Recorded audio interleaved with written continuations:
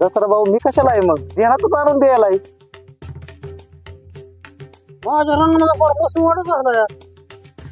काकऱ्या काकऱ्या काकऱ्या काकऱ्या काकऱ्या काकऱ्या. तुला झालंय काय? काय काय नाही झालं मला. चल बाजूला हो चल. नाही नाही नाही बंद ट्रॅक्टर माझ्या अंगावर ट्रॅक्टर घालणार.